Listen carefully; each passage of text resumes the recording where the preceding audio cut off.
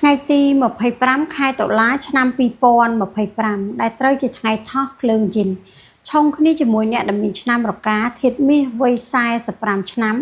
និងរកាធាតុទឹកវ័យ33ឆ្នាំល្អចំពោះអ្នកដែលត្រូវការធាតុឈើហើយនឹងភ្លើងនិងអ្នកដែលមានឆ្នាំចមមែហើយនឹងកុលទិសដែលត្រូវបានហាមឃាត់ក្នុងការជួសជុលស្វានដំបុកគ្រឹះនៅថ្ងៃស្អែកមានទិសខាងលិចយើងឃើញថាតារាសាស្ត្រប្រចាំថ្ងៃហើយនឹងខែមានលេខដូចគ្នាចក្នុងទិសតែមួយចំពោះទិសខាងត្បូងជាងខាងលិចទី1អង្សា210បងប្អូនអាចចាប់លាបបានដោយប្រើទឹកមានចលនាឬដុតទៀន9ដើមចន្លោះពីម៉ោង11ទៅដល់ម៉ោង2:59នាទី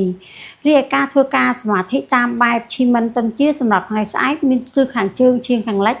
យើងអាចស្នើសុំអំពីអំណាចទូនីតិការជួយទំនុកបំរុងគាំពៀយកអាសាទិសខាងត្បូងឈៀងខាងកើតស្នើសុំអំពីទ្រព្យសម្បត្តិអាជីពការងារទិសខាងត្បូងស្នើអំពីទំនាក់ទំនង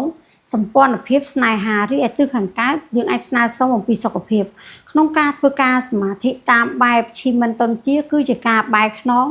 ទៅកាន់ទិសនីមួយៗធ្វើចិត្តឲ្យស្ងប់មនោឲ្យដូចជាការពិតនៅការទទួលបាននៅធម៌ពលនៃទិសនីមួយៗមានជូនពរសំណាងល្អសម្រាប់ថ្ងៃស្អែកអរគុណ